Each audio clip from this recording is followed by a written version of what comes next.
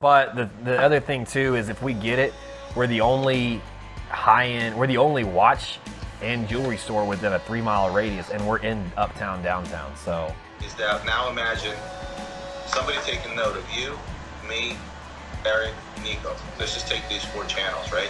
Yeah. Now imagine we're all together in a Netflix show called Gray Market. Right? I know.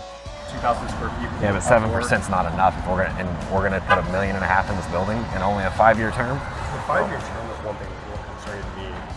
When we get done with this building by Christmas, this block, we're gonna have security on this block at all times. It's gonna be that popular.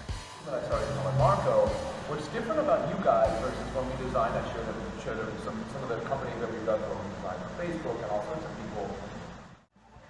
What up? Is this a new spot or still old spot? It's the old spot. What's up, dude? No, but in your video you were talking about some new spots. Oh yeah, we put another offer in on a building. You trying to buy the bricks? No, lease it. 15-year lease, but they're building where it's at. It's on a major intersection on McKinney Avenue, which is the hot spot where we're at, right across from 2 big hotels, and then they're building a big development right across the street that in 3 years is going to be pretty massive. What about a space in a high-end hotel that's there? Well, so we are in a high-end hotel, and we made an offer, and they don't dub us as an A rating or something. We're not a corporate business. But the new place, bad. 5,000 square foot, 2 stories. It's gonna be a mini version of what you've got. I offered them a 15-year contract at a month, and we'll do all the TI. Be careful with long-term leases. I have a couple of buddies of mine that are in, they carry significant rent amounts, somewhere 50, 100 grand a month. They will give you a long-term lease for less money, but you never know where you're going to want to be in 5 years. Imagine all of a sudden you've grown and you want your own bricks, or you've gotten to a point where, you know what, I want something a little bit different. I want to build my own store. Now you're locked in for 15 years. I mean, 50, it's, at that price. Right. I considered it, but the other thing too is if we get it, we're the only high-end, we're the only watch and jewelry store within a 3-mile radius, and we're in uptown, downtown. So it's just, I know a thing or two about signing long-term leases. They're figured out they will go after you, and you will be liable for all the money if you decide to move. I mean, listen. I get it. If yeah. it goes so well that you're building your own damn store, then it's not going to matter. I get it. Right. My second option is doing 5-year terms. Give us a 15-year commitment, but the 5-year options. 5-year option to renew or and raise the rent then, and we pre-adjust or we preset the rate now of how much it can be adjusted. Yeah, that makes sense. Yeah. That makes sense. I got to say, I just watched the new video. I teared up a little bit. I commented on the video. It was at like 1:39 when you looked at Adrian with this look of proudness. And you called him Anthony. What? It was right after the intro. Hold on a second. When he was doing this. Yeah, you're like, Anthony. That's why I said that. Yeah, it was awesome. You always phone or Yeah. your camera or whatever. And I'm like, okay, Anthony, right? Yeah. That's why I remember. That's awesome. No, I like the video, man. The quality's bad. I like how y'all are doing the... We thought about doing this, but just never did it. But I like how y'all are doing the little segments where you show a little bit and then you talk to the people directly about it. Real world. It's like the real world. Yeah, I like that. One of the things that I took note from your video versus ours, when I did the vlogs by myself, holding my camera, Yeah. I always made it a point to take my iPhone and show the actual watches, right? Right. When somebody else is filming, it kind of looks awkward. You forget. If you noticed, when we're doing the Richard Mille skit, we took the footage that you took on your iPhone and we popped it in there, right? I saw that. So if I'm the one taping, if he's taping me from the side and I'm holding the iPhone, that's like the one thing, even when I did the What's on My Desk, and it's I can't get away from, a better way of doing watches, because if you take the little vlogging camera, or by the time Ian zooms in, But yeah, doesn't work. It's a No, the iPhone's the best on that, and I got that from watching your videos doing What's on My Desk. The ultimate goal here is, and why I went with the style we went with, is that now imagine somebody taking note of you, me, Eric, Nico. Let's just take these 4 channels, right? Yeah. Now imagine we're all together in a Netflix show called Gray Market. Right? I know. That's because you are not enough.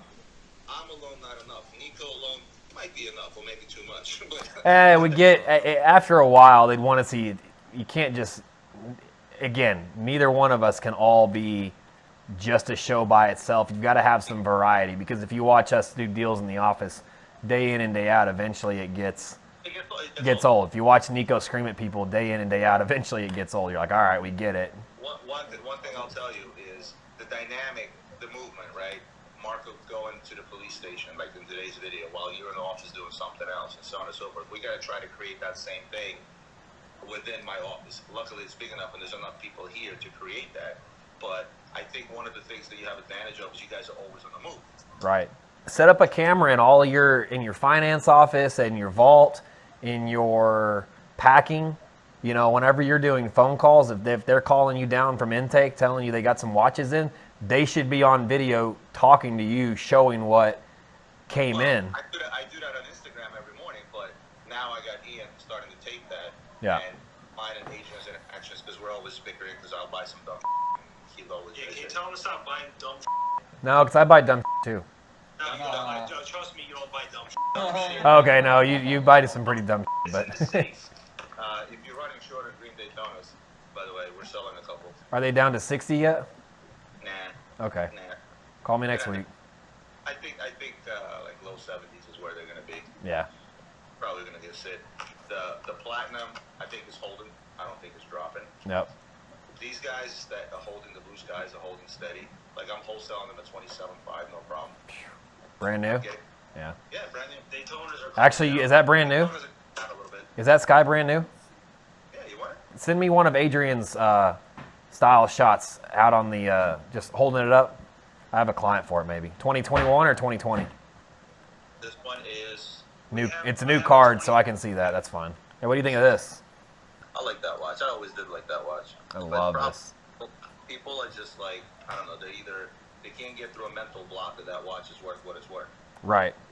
Well, they will eventually get through that mental block once it's worth 25% more, and they want it at, last month's price. Hey, where do you see black Daytonas right now? Ceramic, new. I just sold a 2020 for 30. Yeah, they dropped. Why is that? I thought whites were gonna hit 40 by June. I have 3 of them. One fully stickered, one April, and another April coming. All paid 34 for all. 34. How much to me? Dude, I mean, 35. Okay.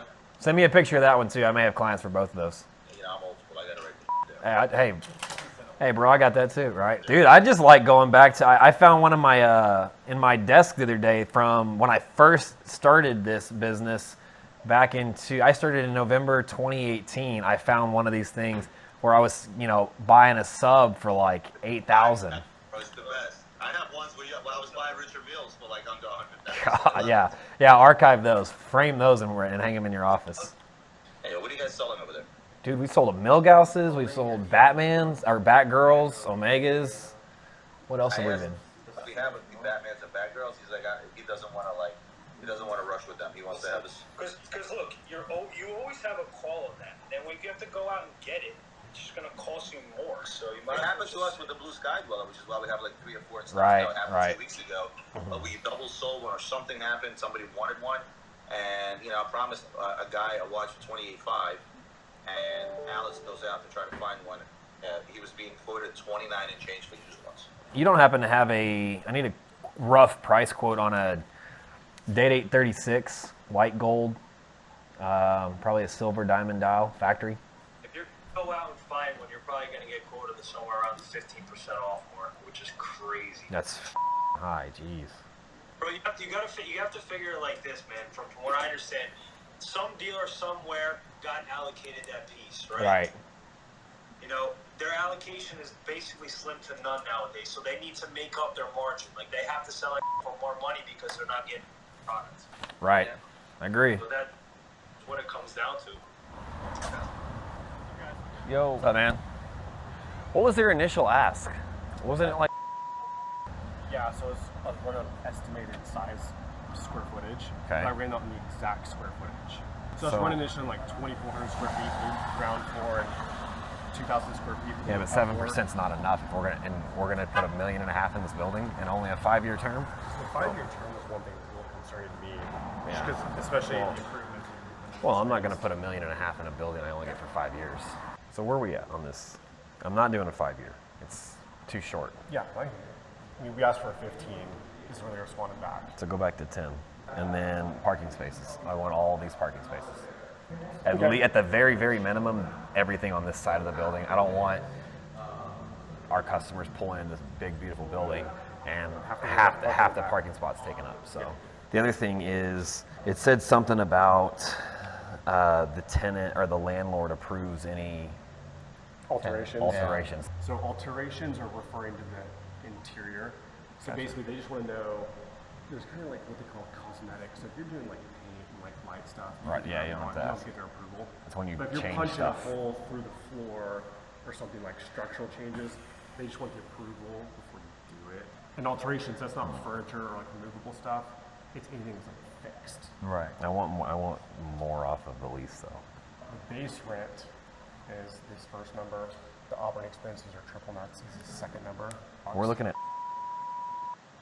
a month. That's all in. That's All in. including all expenses. So we get them to and I want a 10-year lease. A 5-year lease doesn't make sense if we're going to come put $1.5 million to $2 million in this building. No, I totally Plus, understand. you know that this is going to create. I mean, this when we get done with this building by Christmas, this block, we're going to have security on this block at all times. It's Yeah. going to be that popular. The value of this building and that space next door is going to go up tremendously. We put our store here. I agree. It's going to make those next two spaces way more valuable. Yeah. And you guys, you're a cool, high-profile tenant too. Right.